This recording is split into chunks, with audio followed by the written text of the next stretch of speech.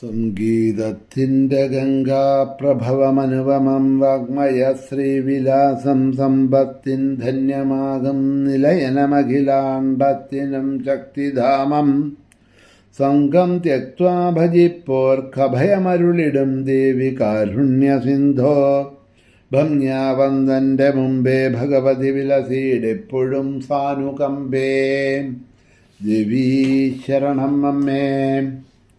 സുപ്രഭാതം, ശുഭദിനം. എല്ലാ ധന്യാത്മാക്കൾക്കും പുലർകാലവന്ദനം. ശ്രീമദ് ദേവി ഭാഗവത നിത്യപാരായണ പരമ്പരയുടെ ഇന്നത്തെ യജ്ഞവേദിയിലേക്ക്, സത്സംഗത്തിലേക്ക് എല്ലാ ധന്യാത്മാക്കൾക്കും സുസ്വാഗതം. സപ്തമസ്കന്ധത്തിലെ 31-ാമത്തെ അധ്യായം അവലോകനം ചെയ്യുകയാണ്.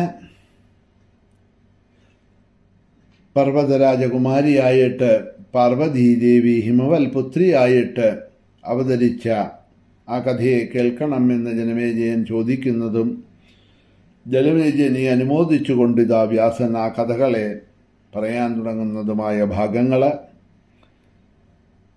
ഇന്നലെ പറഞ്ഞു നിർത്തി. ശൃണുരാജൻ പുരാവൃത്തം സതീദേഹേ അഗ്നിഭർജിതേ ഭ്രാന്തശിവസ്തു ബഭ്രാമാം ക്വചിത് ദേശേ സ്ഥിരോ ഭവത്. ഇതിനു മുമ്പ് പറഞ്ഞത് കേട്ടുലോ. സതീദേഹം അഗ്നിയിൽ ദഹിച്ചപ്പോൾ ശിവൻ ഭ്രാന്തചിത്തനായി അവിടെ അലഞ്ഞു നടന്നതിന് ശേഷം ഒരു സ്ഥലത്ത് സ്ഥിരമായി വസിക്കാൻ തുടങ്ങി. പ്രപഞ്ചത്തെക്കുറിച്ചുള്ള ചിന്ത വിട്ടിട്ട് സമാധിയിൽ മനസ്സുറച്ചു. അങ്ങനെ ദേവീസ്വരൂപത്തെ ധ്യാനിച്ചുകൊണ്ട് അദ്ദേഹം കാലം കഴിച്ചു. മഹാദേവൻ ചരാചരാത്മകമായിട്ടുള്ള ഈ ത്രിലോകവും ഐശ്വര്യഹീനമായി തീർന്നു. കടലും കരയും മലയും ചേർന്ന് ജഗത്തിനാകെ ഒരു ശക്തിയും ഇല്ലാതെ കണ്ടായി. സകലരുടെയും ഹൃദയത്തിൽ സന്തോഷമെല്ലാം ഇല്ലാതെ കണ്ടായി. ജനങ്ങളൊക്കെ ഉദാസീനരായി, ചിന്താതുരരായി, ദുഃഖക്കടലിൽ മുഴുകി രോഗഗ്രസ്തരായി തീർന്നു.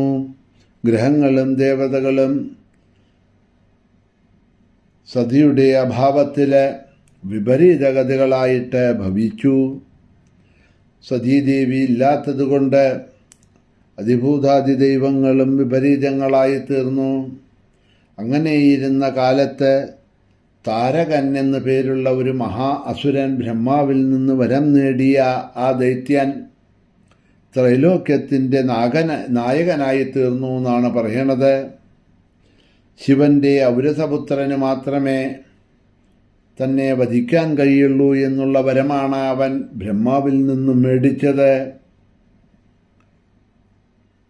ആ വരം നേടിയ അസുരൻ ശിവന് ഒരു ഔരസപുത്രൻ ഇല്ലാത്തതിനാൽ തനിക്ക് മരണമില്ല എന്ന് വിചാരിച്ചുകൊണ്ട് അവൻ ഇതാ ജനങ്ങളെ ത്രാസിക്കാൻ തുടങ്ങി. അവനാൽ ഉപദ്രവിക്കപ്പെട്ട ദേവന്മാരെല്ലാം സ്ഥാനഭ്രഷ്ടരായി. സ്വർഗമെല്ലാം അവൻ്റെ അധീനത്തിലായി. ശിവന് ഒരു പുത്രനില്ലാത്തതിനാൽ ദേവന്മാരെല്ലാം ചിന്തയിൽ അകപ്പെട്ടു. ശിവന്റെ പുത്രന് മാത്രമല്ലേ വധിക്കാൻ കഴിയുള്ളൂ. അങ്ങനെയാണല്ലോ അവൻ താരകാസുരൻ ബ്രഹ്മാവിനോട് വരം നേടിയത്. ഇപ്പോൾ ശിവന് പുത്രനില്ല, മാത്രമല്ല ശിവന് പത്നിയുമില്ല. സതീദേവി ഉണ്ടായിരുന്നു. സതീദേവി ദേഹത്യാഗം ചെയ്തു കഴിഞ്ഞു. അപ്പോൾ അങ്ങനെ ഇരിക്കുമ്പോൾ ശിവന് പുത്രനില്ല എന്ന കാരണം കൊണ്ട് തനിക്ക് മരണമുണ്ടാവില്ല എന്നുള്ള ആ മരണഭയത്തെ മറന്നുകൊണ്ടാണ് അവൻ ഇതാ സകല അധർമ്മങ്ങളും ചെയ്തു വന്നത്. ശിവന് പത്നിയില്ലാത്തത് കാരണം പുത്രൻ എങ്ങനെയാ ഉണ്ടാവുക? നമുക്ക് ഭാഗ്യം കെട്ടവരായല്ലോ. ഇവൻ്റെ വധം എങ്ങനെയാ നടക്കുക? ഇങ്ങനെയെല്ലാം ചിന്തിച്ചുകൊണ്ട് അവരെല്ലാവരും കൂടി വൈകുണ്ഠത്തിലേക്ക് പോയി ശ്രീഹരിയെ സ്തുതിച്ചു. അതിനുള്ള ഉപായം ശ്രീഹരി അവർക്ക് ഉപദേശിച്ചു കൊടുത്തു. നിങ്ങൾ ചിന്താകുലരാകേണ്ട ആവശ്യമില്ല. മണിദ്വീപത്തിൽ വാഴുന്ന ഭുവനേശ്വരിയായിട്ടുള്ള മഹാദേവി കാമങ്ങളെല്ലാം സാധിക്കുന്ന കൽപ്പവൃക്ഷമാണല്ലോ. നമ്മളുടെ ഗതികേട് കൊണ്ട് ആ ദേവിയെ നമ്മൾ ശ്രദ്ധിച്ചില്ല, അല്ലാതെ മറ്റൊന്നുമില്ല. ജഗന്മാതാവ് ആ മാതാവിനെ ഓർമ്മിപ്പിക്കാനായിക്കൊണ്ട് ഇപ്പോൾ നമ്മളെ ഇങ്ങനെ ശിക്ഷിച്ചതാണ് എന്ന് മനസ്സിലാക്കൂ.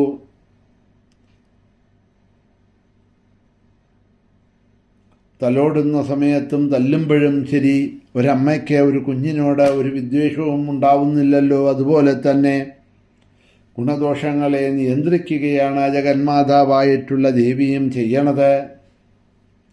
മക്കൾക്ക് തെറ്റുകളുണ്ടാവാം, തെറ്റുകൾ ചെയ്യാം. അമ്മയല്ലാതെ ലോകത്ത് തെറ്റുകൾ പൊറുക്കുന്ന വേറെ ആരെങ്കിലും ഉണ്ടോ? അതുകൊണ്ട് ഒട്ടും അമാന്തിക്കാതെ നിങ്ങൾ ആ ജഗദംബയെ ശരണം പ്രാപിക്കൂ. നിങ്ങളുടെ ആഗ്രഹങ്ങളെല്ലാം ദേവി ഇതാ നടത്തിത്തരും എന്ന് ശ്രീഹരി അവരെ ആശ്വസിപ്പിച്ച് ഉപദേശിച്ചയച്ചു. ദേവന്മാരോടെല്ലാം ഉപദേശിച്ചിട്ട് ദേവാധിപനായിട്ടുള്ള മഹാവിഷ്ണു സഭാര്യയോടുകൂടിയിട്ട് ദേവന്മാരോടുകൂടി അവിടെ നിന്ന് പുറപ്പെട്ട് പർവ്വതരാജനായ ഹിമവാന്റെ അടുത്തെത്തി. അതിനുശേഷം ദേവന്മാരെല്ലാം ഇതാ ദേവിയെ പൂജിക്കുന്ന കർമ്മത്തിൽ മുഴുകി. അംബായജ്ഞാവിധി അറിയാവുന്നവരെ അംബായജ്ഞം ചെയ്തു. ദേവന്മാരെല്ലാം തൃതീയ മുതലായിട്ടുള്ള വ്രതങ്ങൾ അനുഷ്ഠിച്ചു.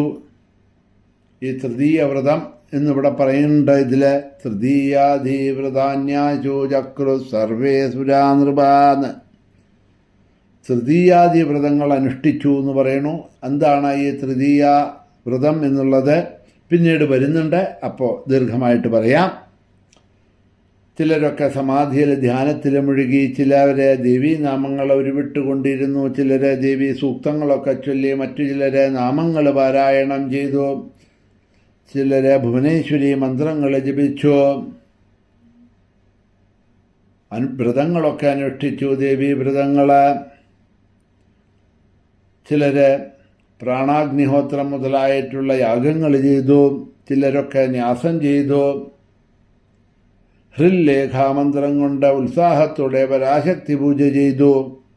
ഹേ ജനമേജയ, ഇങ്ങനെ അനേകായിരം വർഷങ്ങൾ കടന്നുപോയി എന്ന് പറയാണ് വ്യാസൻ. ചൈത്രമാസ നവമിയിലെ വെള്ളിയാഴ്ച ദിവസം യാദൃച്ഛികമായിട്ട് വേദോക്തമായ മഹസ് അവരുടെ മുന്നിൽ ആവിർഭവിച്ചു. 4 വേദങ്ങളും മൂർത്തിരൂപം ധരിച്ച് 4 ദിക്കിലും നിന്ന് സ്തുതിക്കപ്പെടുന്നതായിട്ടുള്ള കോടി സൂര്യന്മാർക്ക് തുല്യം പ്രകാശിക്കുന്നതായിട്ടുള്ള, കോടി ചന്ദ്രന്മാർക്ക് തുല്യം ശീതളമായിരിക്കുന്നതായിട്ടുള്ള, അങ്ങനെ കോടി പ്രഭയ്ക്ക് തുല്യം പ്രകാശിക്കുന്നതായിട്ടുള്ള, അരുണമയാർന്നതായിട്ടുള്ള, ആദ്യാന്തങ്ങളൊന്നുമില്ലാത്തതായിട്ടുള്ള, ആദി മധ്യാന്തങ്ങളില്ലായതായിട്ടുള്ള, ഹസ്ത്യാദി അവയവങ്ങളില്ലാത്തതായിട്ടുള്ള, സ്ത്രീയോ പുരുഷനോ നപുംസകമോ അല്ലാത്തതായിട്ടുള്ള ആ ഒരു മഹസ് സ്വദീപ്തി കൊണ്ട് അവരുടെ കണ്ണുകളെ മൂടി. എങ്കിലും ധൈര്യം അവലംബിച്ച ദേവന്മാർ കണ്ണു തുറന്നു നോക്കിയപ്പോൾ കണ്ടത് ആ മഹസ് തന്നെ മനോഹരവും ദിവ്യവുമായിട്ടുള്ള ഒരു സ്ത്രീരൂപത്തിൽ തൻ്റെ മുമ്പിൽ നിൽക്കുന്നതായിട്ടാണ് അവർ കണ്ടത്. നവയൗവനം, അംഗസൗഷ്ഠവം, ഒത്തിണങ്ങിയ ഒരു കുമാരിയുടെ രൂപത്തിൽ, ചിന്താമരമൊട്ടിന് തുല്യം ഉയർന്ന തടിച്ച സ്തനങ്ങൾ, കിങ്ങിണികളിൽ നിന്ന കാൽച്ചിലമ്പ്, കാഞ്ചിയും കനകനിർമ്മിതവുമായിട്ടുള്ള തോൾവളയ്, കൈവള, കണ്ഠാഭരണങ്ങൾ, വിലയറ്റ രത്നങ്ങൾ പതിച്ച പതക്കങ്ങൾ, മിന്നുന്ന കണ്ഠം, ഇളം കൈതപ്പൂ ചൂടിയ കരിവണ്ടിനൊത്ത എഴുതിയ കുന്തളം, മനോജ്ഞമായിട്ടുള്ള കടിതടം, അഴകാർന്ന രോമാവലി. അങ്ങനെ ദേവി അവിടെ വർണ്ണിച്ചിരിക്കുന്നുണ്ട് കുറേ ശ്ലോകങ്ങളിലൊക്കെ. പിച്ചകമാല, മുല്ലമാല അണിഞ്ഞിരിക്കുന്ന കൂന്തലങ്ങൾ, കാശ്മീര കുങ്കുമമണിഞ്ഞ നെറ്റിത്തടങ്ങൾ, നേത്രത്രയങ്ങൾ, പാശാങ്കുശ പരാഭയങ്ങളോ